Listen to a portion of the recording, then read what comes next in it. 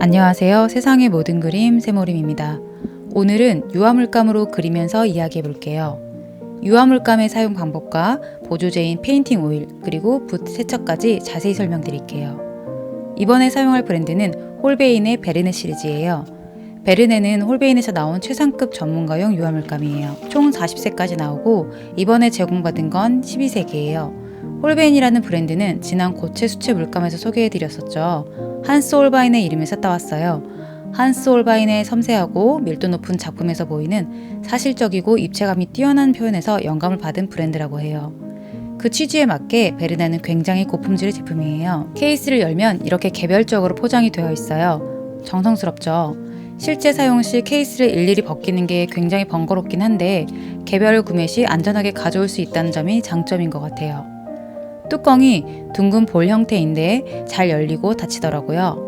가끔 뚜껑 표면의 요철이 강하면 열었을 때 손가락이 아픈 경우가 있는데 이 제품은 부드럽게 열리더라고요. 물감 표기에 보면 투명, 반투명, 불투명 표시가 있고 내광성도 별 표시가 되어 있어요. 별의 개수가 많을수록 내광성이 높다는 점이겠죠. 테르베르트, 옐로우 오커, 티타늄 화이트 이렇게 세 가지를 짜볼게요. 티타늄 화이트가 가장 쫀쫀하고 옐로우 오커가 비교적 부드럽고 묽어요. 이 테르베르트 색은 12색 중에서 가장 투명하고 묽어요. 투명도가 높아서 팔레트가 다 비치죠. 각각의 티타늄 화이트를 섞어보면 이렇게 부드럽고 맑은 파스텔 톤이 나와요. 징크 화이트보다 티타늄이 아주 불투명하기 때문에 다른 컬러들을 많이 덮는 성질이 있어요. 그래서 더 선명한 발색을 위해서는 다른 컬러들을 더 많이 섞어서 사용하시면 돼요. 티타늄 화이트처럼 불투명성이 강한 카드뮴 레드를 섞어보니 소량만 섞어도 바로 붉게 발색이 되더라고요. 이렇게 아주 소량 더 넣어 볼게요. 확실히 금방 붉어지죠? 이 말은 불투명한 안료를 섞었을 때 발색의 정도도 알 수 있지만 물감 자체의 안료의 질이 어느 정도인지도 확인할 수 있는 부분이에요. 물감을 이루는 성분은 색료, 물감에 부피를 주고 농도를 조절하는 체질, 부착력을 높이고 발색력을 조절하는 미디엄, 사용감을 높이고 기능을 보강하고 보존력을 높이는 첨가제 등이 있어요. 색료는 안료와 염료가 있는데 안료는 녹지 않고 입자 상태로 사용하는 것이고 염료는 용해되는 성질이 있어요. 아무래도 입자 자체가 그대로 남아야 발색력이 좋아지죠. 이러한 안료를 특수 롤러로 미세하게 분쇄하여 일정 상태로 잘 분산돼야 좋은 품질이 나와요. 색칠한 영역 속에 입자가 골고루 들어있으면 우리 눈에 균일한 색상이 보여서 발색이 좋아 보이게 돼요. 만약 이러한 작업을 제대로 못할 경우 입자가 일정하게 분산되지 못해서 얼룩덜룩해 보이거나 균열이 생기게 돼서 박리 현상이 나타나게 돼요. 건조 후에 변색도 잘 되고 표면이 거칠게 돼서 섬세한 붓질이 어렵게 되겠죠. 그래서 분산제를 넣게 되는데 저렴한 물감이나 학생 습작용 제품들이 이러한 경우가 종종 있죠. 가격이 높다라는 것은 브랜드의 이미지에 따른 부분도 어느 정도 있겠지만 이러한 첨가물을 줄이고 좋은 안료를 고급 가공하는 기술에서 정해진다고 생각해야 할 것 같아요. 물론 너무 비싸면 구매자로서 가슴이 떨리긴 하죠. 오일과 붓도 같이 받아 써보았는데요. 그중 먼저 오일에 대해 간단히 설명을 드릴게요. 유화는 물감과 오일을 적당히 섞어서 그리는 작품 방법이에요. 수채화가 물로 조절하듯이 유화는 기름으로 점도를 조절해요. 보조제로 사용하는 오일의 경우 종류가 정말 많죠. 기본적으로 건성유와 휘발유, 조합유가 있어요. 건성유는 특정 시에서 추출한 것으로 공기 중 산소와 결합하면 굳어지는 성질을 가지고 있어요. 이러한 추출 오일을 유화물감과 결합하면 부착력이 증가하여 작품의 보존이 오래 지속되게 돼요. 그래서 굳어지지 않는 올리브 오일이나 동백꽃 오일 등은 유화 작품에 사용할 수가 없어요. 클래식한 전통 회화 작품들이 유화인 경우 이러한 이유 때문이겠죠. 많이 사용하는 오일은 크게 세 종류가 있는데 린시드 오일, 포피 오일, 홍화씨 오일이 있어요. 린시드는 아마씨를 정제한 것으로 건조 후 표면이 견고해져요. 그래서 대부분의 유화물감 베이스로 사용돼요. 황변이 생긴다는 단점이 있죠. 포피 오일은 양귀비씨를 정제한 것으로 건조가 느리고 황변이 적어요. 홍화씨 오일은 홍화씨에서 정제한 것으로 마찬가지로 건조가 느리고 황변이 적어요.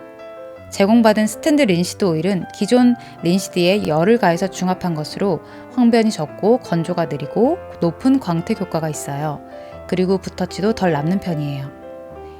휘발성유는 유화물감의 점도를 조절하는 역할로 린시드보다 빨리 말라요. 타펜타인은 테라핀이라고도 하는데 송진을 증류하여 정제했어요.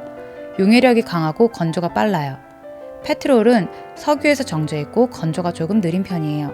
석유 냄새를 제거한 오드레스 페트롤도 있는데 용해력은 조금 떨어져요. 라벤더 오일은 라벤더에 정제한 것으로 타펜타인보다 용해력이 강하고 건조가 느려요. 페인팅 오일은 설명한 건성류와 휘발유를 어느 정도 비율로 나눌지 고민이신 분들에게 추천드리는데요.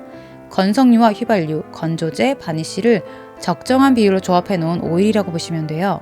린시드 베이스 페인팅 오일은 린시드 오일과 페트롤, 시카티브, 바니쉬를 조합한 일반적인 오일로 가장 많이 사용돼요. 포피 베이스의 페인팅 오일은 포피 오일, 페트롤, 시카티브, 바니쉬를 조합한 것으로 황변이 적고 건조가 느려요.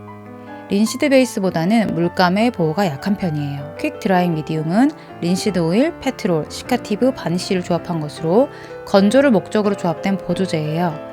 2일에서 5일 안으로 건조가 빨라지고 작품을 튼튼하게 보호해주는 특징이 있어요. 다시 정리해보자면 그림을 그리는 초반에는 휘발유의 비율을 높여서 사용하면 부드러운 발림성과 빠른 건조로 스케치나 베이스 색칠이 수월해져요. 중간 단계에서 린시드 같은 건성류의 비율을 높이면 안료를 캔버스에 더 잘 밀착시킬 수 있어요. 마무리 단계에서는 린시드의 비율을 많이 높여서 사용하면 적당한 광택과 물감의 보호를 할 수 있어요. 여기에 바니쉬 작업을 하면 아주 오랫동안 보존이 가능해지는 것이겠죠. 베르네 시리즈에서 나오는 스탠드 린시드 오일은 기존 린시드를 가열 중화시킨 것으로 보다 황변이 덜하고 도막의 강도와 유연성이 높아요. 완성했을 때 광택감이 돌고 투명해요. 표면의 경감이 중요하다면 이 제품을 사용하시는 게 좋겠죠. 이보다 더 황변이 덜한 게 스탠드 포피 오일이에요. 마찬가지로 기존 포피 오일을 가열 중화시킨 것으로 린시드보다 황변이 적고 유연성이 높아요. 스탠드 린시드 오일보다 표면의 강도는 조금 약한 편이에요. 황변이 적은 게 중요할 경우 추천드려요. 표로 보면 일반 린시드 오일이 가장 황변하기 쉽고 그 다음이 포피유예요. 그리고 오른쪽 스탠드 린시드 오일이 황변이 덜하고 스탠드 포피 오일이 가장 황변이 적어요.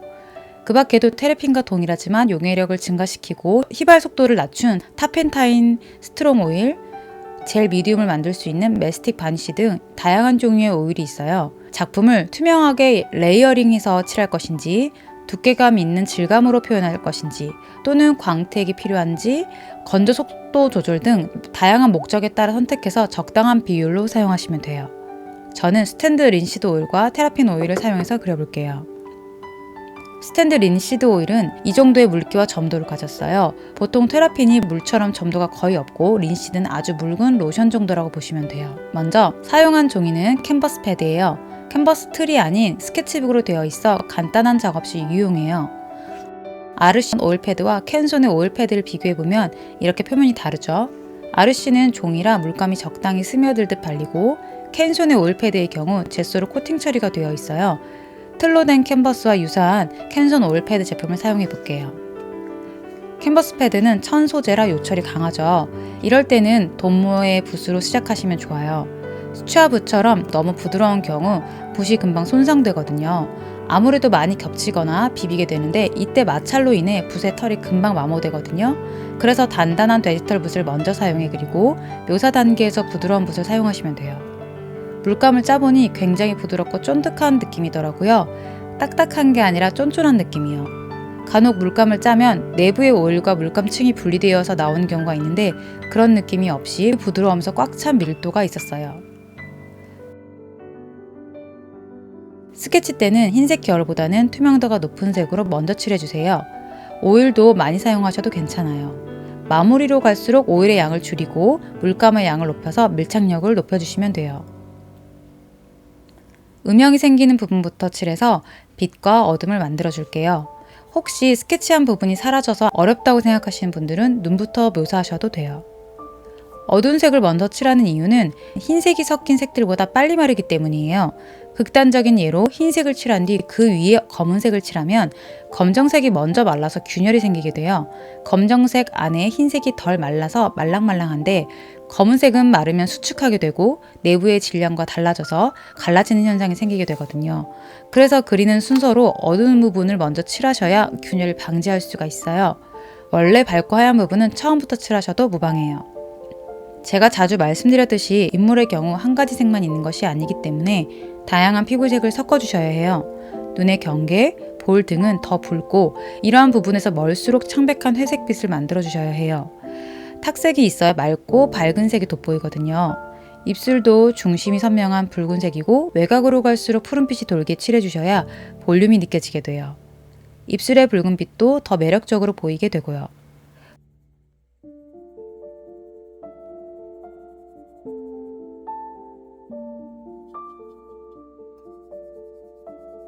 홀베인의 이 붓은 길이가 짧은 편이라 탄탄한 붓터치를 넣을 수 있어요. 모의 길이가 너무 길면 잘 휘어서 터치의 경계가 깔끔하지 않을 수 있거든요.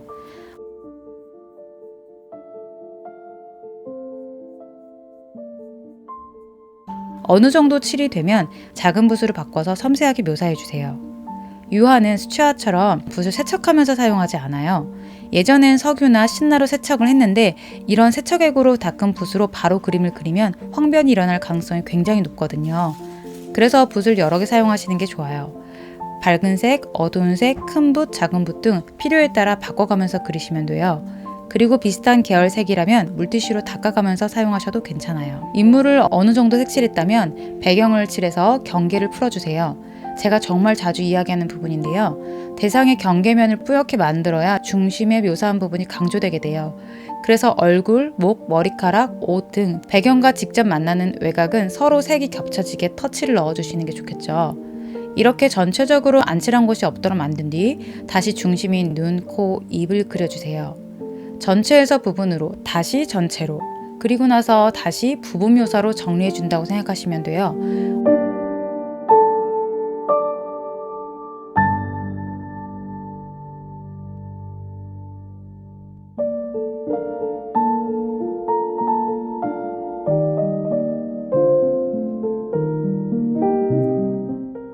얼굴 묘사가 되고 나면 빛을 받는 오른쪽 머리카락도 묘사해 줄게요. 왼쪽 머리카락은 오른쪽만큼 표현하지 않을 거예요. 두 부분이 비슷해지면 강조되는 곳이 약해 보이게 되거든요. 저는 오른쪽 빛 받는 부분을 강조할 것이라 차이를 주면서 묘사를 했어요. 아쉬운 부분이 조금 보이지만 이 정도로 하고 정리해 볼게요. 참고로 저는 이번 그림은 3일 정도 걸렸어요. 시간은 대략 하루에 2시간씩 총 6시간 정도 소요되었는데요. 유화는 기름을 기본으로 하기 때문에 잘 마르지 않아요. 덜 마른 상태로 계속 작업을 하면 기존에 칠한 부분이 벗겨지거나 얼룩덜룩해지기 쉬워요. 그래서 어느 정도 칠한 뒤 적당히 마르고 나서 다시 겹치는 작업을 해야 원하는 색으로 완성할 수가 있어요. 끈기가 필요한 작품 활동이죠. 재료 정리도 조금 까다로워요. 사용한 붓은 세척액에 잘 헹군 뒤 씻어야 해요. 예전엔 시너로 세척을 했는데 냄새가 굉장히 독하거든요. 그래서 붓 클리너나 미네랄 스피릿을 많이 사용해요. 이번엔 미네랄 스피릿을 사용해 볼게요. 미네랄 스피릿은 휘발유인 페트롤을 정제한 제품이에요. 용해력이 크고 냄새가 없어요. 오늘은 갬블린에서 나온 갬소를 사용할게요. 무색 무취라 냄새가 덜 나서 많이 사용해요. 이렇게 1차로 헹군 붓은 물티슈로 깨끗하게 닦아내세요. 그리고 주방세제나 빨래비누로 2차 세척을 합니다. 이때 꼭 고무장갑을 끼고 하세요. 화학 제품이기 때문에 피부에 좋지 않아요. 붓은 제대로 씻지 않으면 모질이 금방 굳어서 단단해지고 다시 사용할 수 없게 돼요. 세척 시 굉장히 거칠게 비비면서 빨면 금방 씻기지만 모질이 상하게 되거든요. 너무 뜨거운 물로 해도 털이 바깥으로 뻗치면서 상하게 돼요. 유화붓은 캔버스와 마찰로 금방 손상되기 때문에 세척대라도 소중히 다뤄주시는 게 좋겠죠. 적당히 문질러서 세척해주시고 마무리 때 붓의 결대로 모아서 물기를 짜주세요. 그리고 통풍이 잘 되는 곳에 이렇게 건조시켜주시면 돼요. 완전히 마른 뒤 다시 사용하시면 됩니다. 남은 붓 세척액은 이렇게 물감이 가라앉아서 층이 분리되어 있어요. 전용 붓 세척액통은 내부가 망으로 되어 있어서 여러 번 사용이 가능해요. 만약 저처럼 일회성으로 사용했다면 용액을 변기나 세면대에 그냥 버리시면 절대 안 돼요. 화학 제품이라 환경오염을 일으키거든요. 반드시 이런 휴지나 신문지에 흡수시켜서 버리셔야 돼요. 유화가 사용 방법부터 재료 관리까지 조금 까다롭긴 해요. 그래서 그 대체재로 아크릴, 과슈 등이 나왔지만 유화 물감이 가진 독보적인 물성은 동일하게 표현하기가 어렵죠. 그만큼 전통 회화의 보존력, 분위기, 역사성은 따라가기 힘들 것 같아요. 굉장히 가치 있는 재료 중 하나라고 생각합니다. 그럼 오늘 영상은 여기까지 할게요. 오늘도 함께 해주셔서 고맙습니다.